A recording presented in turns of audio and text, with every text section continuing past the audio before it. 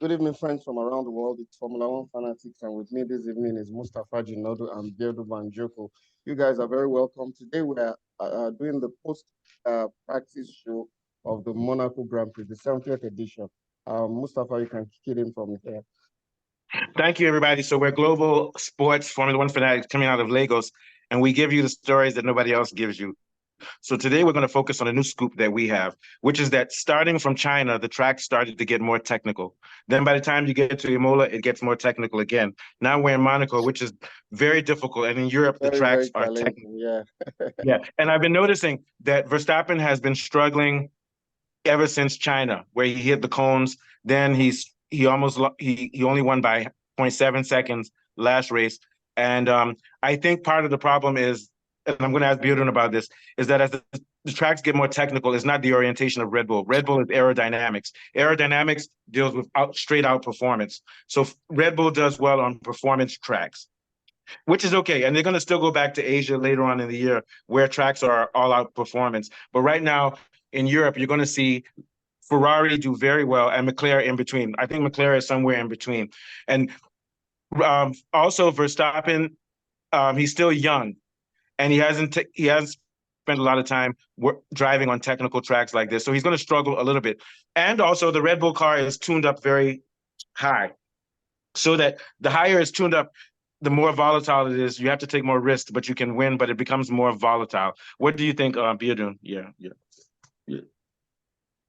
I think you're right. I think the track in Monaco is a very unique track in terms of it's a track that is all about the slow speed corners, and that means the cars Yeah. need to have the best downforce to keep it within the white line. So that is quite interesting that you pointed out some of those views, which is completely right. In terms of the track really is all about the precision and the driver's skill, and definitely that gets the best performance of the car because there is no straight line speed where in some track where you No. see Red Bull completely dominate and outpace other And also, teams. can I So say one more thing very quickly? The way that Verstappen approaches the corners, it's not going to work on corners like Monaco. You have to have the opposite. You have to be more like Jensen Button or Piastri or Norris. Maybe I'm wrong.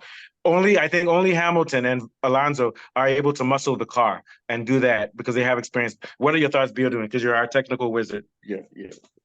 yeah, it's like I said, precision and driver skill is very important, and you could see why Alonso and Hamilton is doing well because they've raced on this track for they have the experience racing the track, so they know some of these things.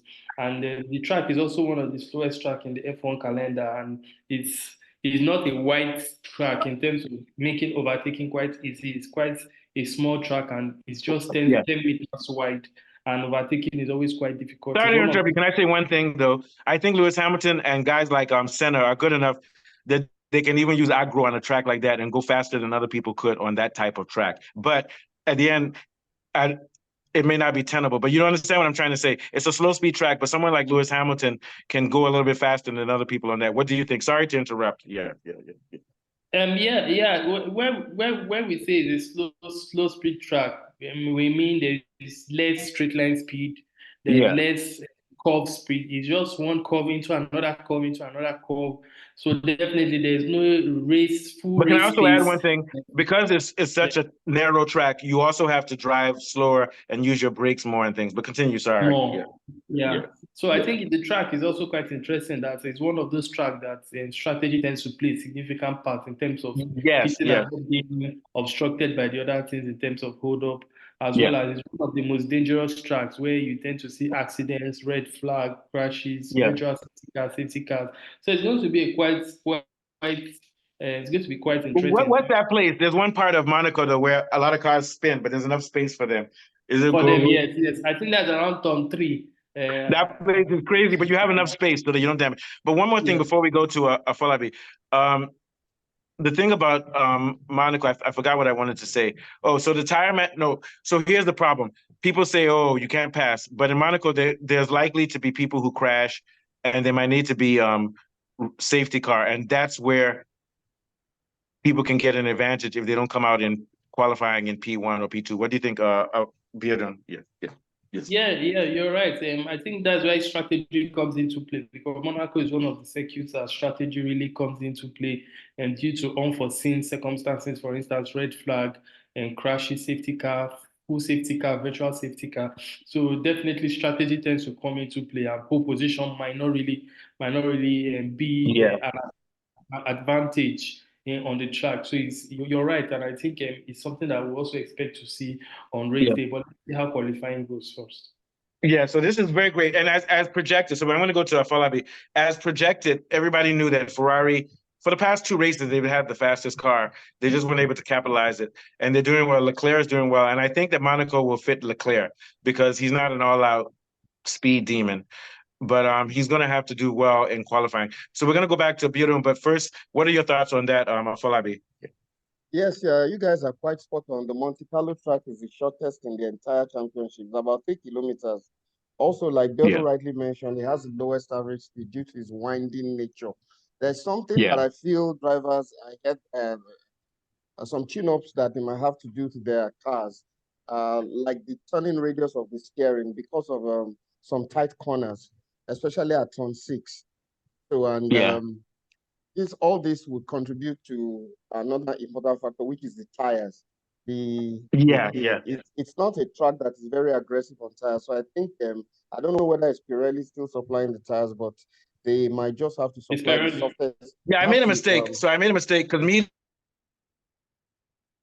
they might have to medium supply. technicality too are hard on the tires for guys, but because this one is so slow, it may not be so bad on the tires. Sorry, I feel like we Yes, continue, exactly. but It's and it not will so add, aggressive on the yeah, tires. So I think Pirelli yeah. has supplied the softest of its grades. Story, So they just don't want anybody to blame them.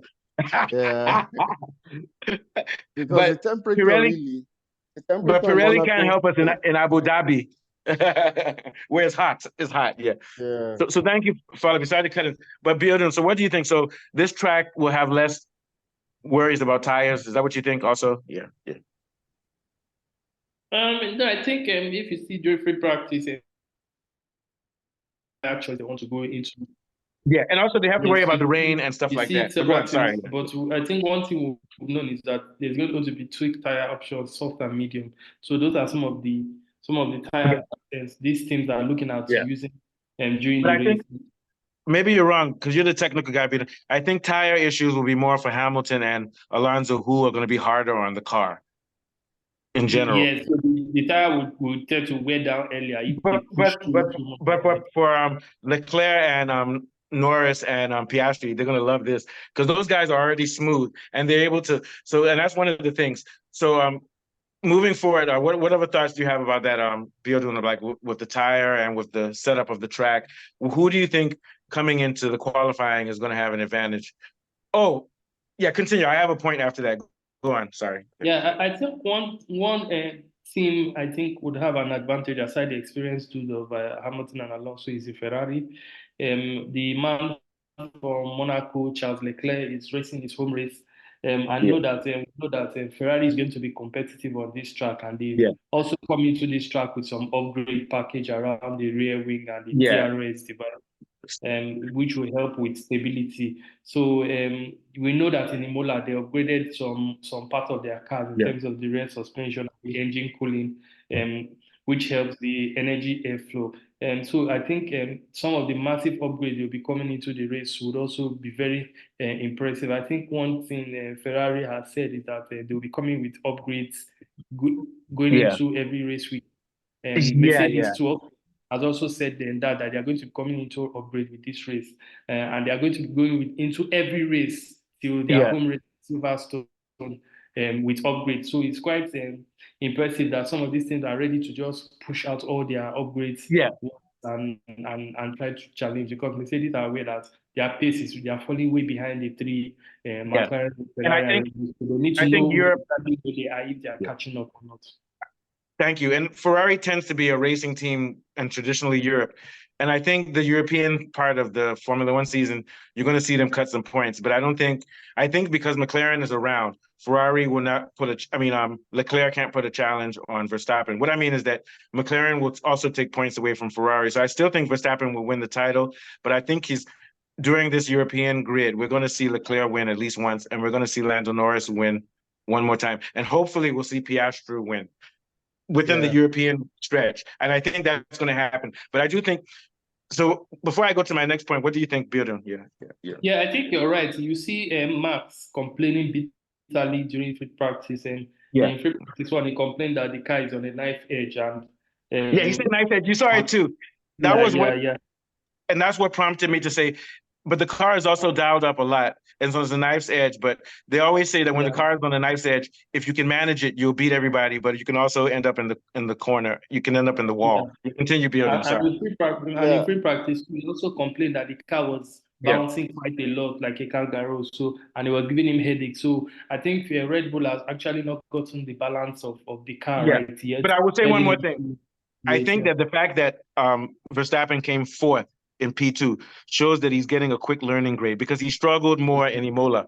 But he's already, you already see that he's already learning because he's on the simulator, and Verstappen is one of the quickest learners. Him coming fourth in free practice, by the time he gets to free practice 3 and qualifying, I think he can come P2 or P1 for qualifying.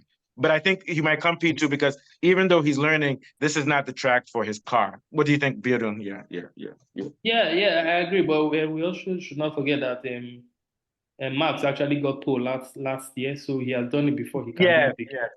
I think there's just a difference this year. For some reason, the handling on the Red Bull, they're having some problems of handling. But like you said, never bet against Verstappen. And I'm very glad that the car is struggling like this, because now people are willing to understand that Verstappen learns. And I think Verstappen is just as important to Red Bull as Newey was now, because I think Verstappen during practices, he's actually making adjustments, and they're taking data, and they're going to use it for their car later on. What do you think of Bjorn? I think that is what I think Red Bull will continue to look at how they can improve the car.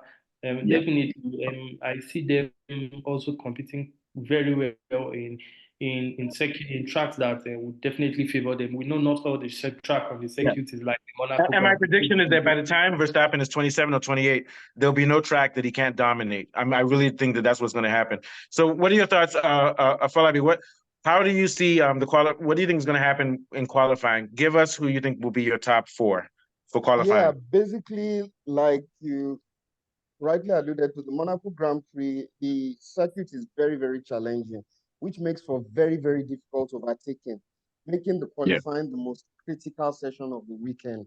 And I guess experience, this is where experience comes to play. The likes of Hamilton, Alonso and Hamilton, they were in the top 4. Yes, for free practice too. So this is where, and the Monaco circuit is seen as like the true test of a good driver, because the greats like Ayrton Senna won 6 times, I think, on this particular track, and both Lewis Hamilton and Max have 3 apiece. So I believe the experience of the likes of Hamilton, maybe Alonso, but particularly the homeboy himself, Charles Leclerc, will come good in the qualifying session. You know, the free practices can be very deceptive. Look at what happened in Miami. So I believe the race really starts tomorrow. And then if you look at it, there's only one DRS zone, which makes overtaking really very difficult. So I believe the real challenge starts with the qualifying. But I also believe that right now, because this track is so difficult, the times are truer now. Like, for example, Red Bull is no longer sandbagging. Bjorn, remember when Red Bull could just drive slow in free FP1, FP2, but now they have to actually push their car to test it. What would you say, Bjorn? Yeah. Is Bjorn there? Yeah, I think one thing Red Bull has been struggling with is so can you hear me? Yeah, you were dragging a little bit, but you're better now. You're dragging, but you're better now. Yes, okay. I can hear you. We can hear you. Go ahead. Yeah. Oh, okay. Apologies. The weather is raining here, so the network. It's not your fault. You have to blame God, because God created the rain. Go ahead. Yeah. So I think for Red Bull, we know. I think one of the challenge they're having now is some of the upgrades they brought into the race. So they're trying to understand and how to integrate some of the upgrade and get some of the balance and precision of the car. Right. That's why I think we're seeing them struggle a little bit And to me, it's good for the sport. It's also good for Red Bull, and it's good for Verstappen because nobody can now say, "Oh, he only drives good car." We're now beginning to see that in Formula One, everybody has to learn, stay in the simulator, and adapt. So I think it's good for the sport, even for the people who are struggling, like Verstappen. It's good because it's a, so It makes it the more Romans say that, competitive. yeah, and also virtue is learned through suffering and practice. Oh, You sure. can't become you can't become virtuous unless you prove that when things are hard, you can do well. And this is what I love because earlier this year, people were talking about Susie Wolf and spying and Horner. Nobody's talking about that anymore.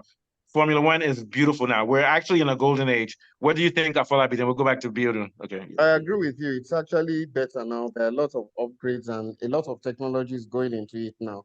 But Yeah. for the qualifying, I'll take Max Verstappen, either of Norris or Piastri, Lewis Hamilton, and then the homeboy himself, Leclerc.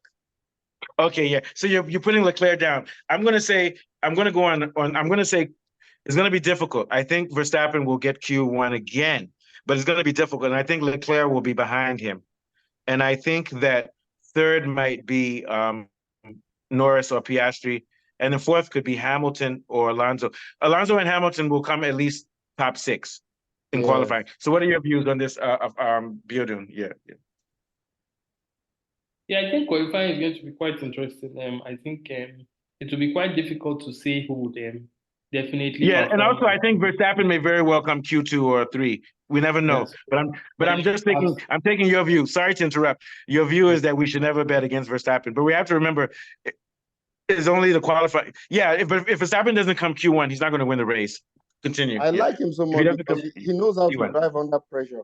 Yeah. But he has to come P1 to win this race because it's a it's a it's it's hard to pass unless you have Of some other course, mistake. of Yeah, but course, it's sorry to interrupt difficult. you, Biodun. This is Formula One Fanatics. And I have to say, man, we're getting good at this, man. Continue, Biodun. Yeah, yeah, yeah. Yeah. So I think I would love to see the times in free practice three before I give some of my projection. But based Yeah, I on think what so. I think so. based on what we've seen from pre-practice one and two, I would say one of the two old warriors would definitely be in the top three. Either Hamilton or Yeah, Alonso would be in the top three.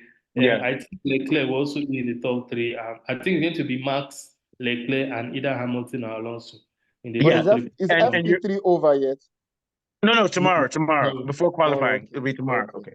So and okay. I want to add one more thing. So we have to respect a track like Monaco because it shows us who is really a great driver. And it shows us that Hamilton and Alonso, who are in cars which aren't as fast, are up there. So to me, they're still equal with Verstappen. It's just that Verstappen is young and ambitious.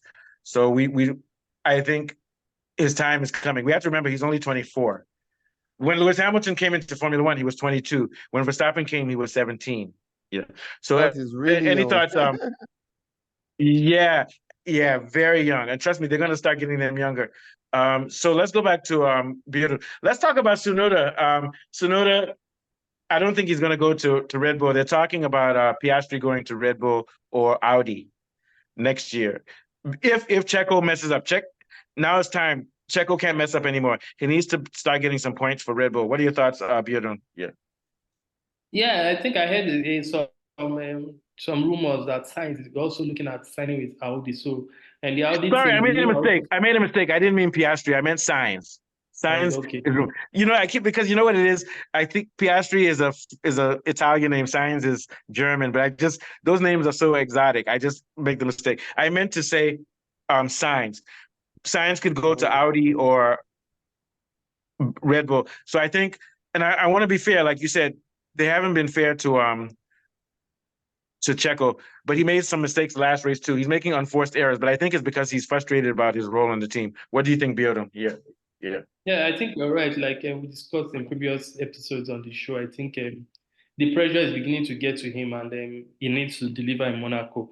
If yeah, you look at some of the lap times he provided in Monaco in free practice one, he finished in P12, and in free practice two, he finished in P8. So that is yeah, not quite encouraging. yeah, When Max in free practice two finished in P4 and pre-practice on Max finish in P level. So it's quite it needs to improve for him to actually solidify his seat, as well as help Red Bull in terms of defending their constructors title.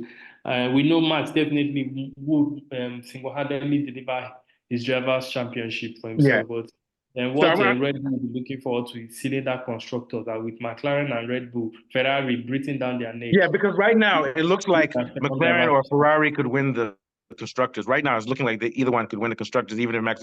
But I want to go off tangent. I heard someone say that they don't want to promote Tsunoda because when he was young, he was rude and dangerous. So was Verstappen. When Verstappen was young, and he did the same thing Tsunoda did. It was worse. Max was worse. He was worse.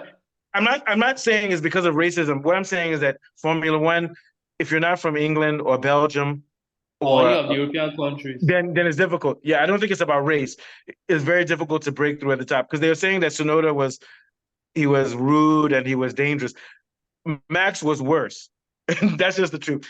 So what do you think, Birun? And we'll get to Afolabi on that thought also. Birun, yeah.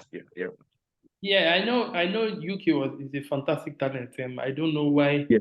Why? Maybe it might be from the angle of the rudeness might be in an angle of not being subordinate or soft. Yeah, he's not subordinate. Once you come in as a number 2 driver to someone like Max, you have to be a yes man kind of player, a team player. Let Max overtake, let Max pass, give the track position to Max. Yuki is not someone I think would be willing to do that. Speaking of which, so Birun, you know this, can you imagine when Lewis Hamilton was 21, he was on the same team as Alonso, and he was beating Alonso. Alonso, who is this small boy? Those guys fought each other, and that's why Raikkonen won. Remember that? In fact, there's a precocious talent now, Antonelli, who drives in F2. I hear that Mercedes is already lining him up as a replacement for Lewis Hamilton. The guy is really very good. In fact, they are comparing him already to Max Verstappen, and I think he's just 17. Yeah. There's another kid. I'm going to find out that kid. There's another kid that Red Bull is grooming. Yeah, that's why Mercedes, one thing Mercedes didn't, there was a driver at Mercedes were afraid to bring up the ranks, and they lost into another team. So they don't want to make that mistake when they saw how Max performed with Red Bull. That's why they are thinking about bringing up. No, I think it's changed because of simulators. And let me give you guys some history. This guy didn't come to Formula One until he was 21. No, he came to he came to Formula 2 when he was 21. Schumacher. He was 20 years old driving on small cart in Germany. And they said, come to Formula 2. He was just driving small cars. He was like a local champion, those local villages. Yeah. But I noticed some of the younger drivers nowadays are so fearless. When they get to F1, they're unfazed with the situation. Yeah, but Afolabi, it's sports. Who is that guy that plays for Barcelona, the 16-year-old midfielder? Yeah, Lamar. Lamar. Okay. Yeah. So sports is changing. They're taking these guys at a young age. So sports is becoming more of a science. So they're taking them from a young age, and that's all they think and hear is football. Messi was the first prodigy. It goes down to money too. Because Barcelona took Messi. How old?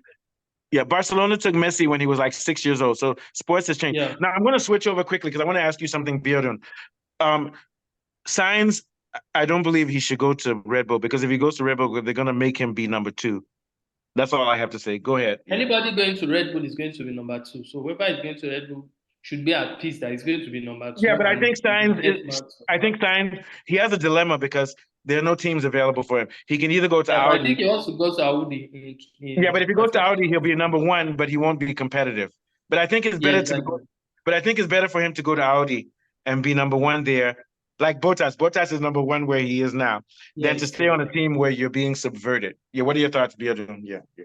Yeah, I think you're right. And I although I would like Sainz to be in a competitive car, but I think with some team orders, he might not be able to compete with Let me ask you a quick question. Do you think McLaren will ever do team orders, or will it be Piastri versus Norris? I'm always interested to know about that. And those guys are such good friends, Yeah, at one point, I think for McLaren, because they are still at the close phase of catching up with Ferrari and the Red Bull, so that has not come into play. When they now become the dominant team on the track. But in general, But in Okay. general, Mercedes and McLaren tend to not do team orders. Like even with Lewis Hamilton, Kiki Rosberg, Toto Wolff does not do one person over the other, unless the other person is useless, you know. So But when Hamilton with Bottas, they were doing team orders. yeah, So that's because that was the time they did that. But yeah, you're right, because I think Bottas, I don't want to say anything, but Bottas was good actually. He was challenging Hamilton a yeah, little bit. yes. He was winning a couple of races, Yeah, and yeah. I think some interesting news throughout the week that came out of Mercedes was I heard that the technical director of Mercedes, James Allison, apparently resigned from Mercedes, but his resignation was declined and was not accepted.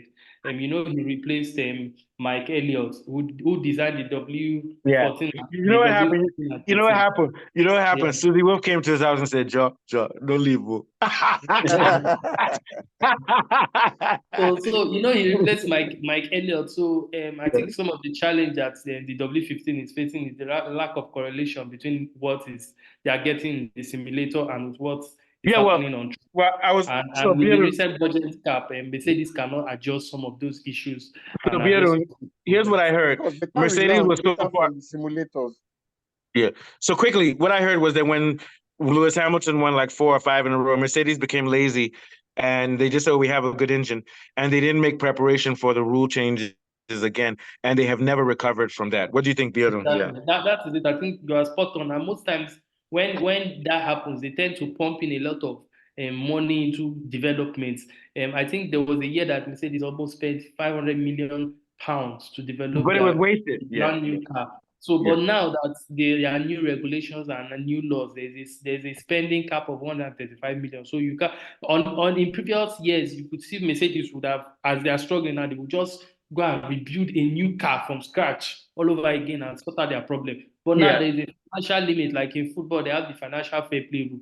So Yeah. in Formula One, there's a financial cap, a budget cap that you can't spend beyond. So Mercedes is now forced to develop the car that they have, except when the new regulations come in 2026, when they But cannot. you know what I've heard? I've heard they already have their engine lined up for 2026. They already have it lined up.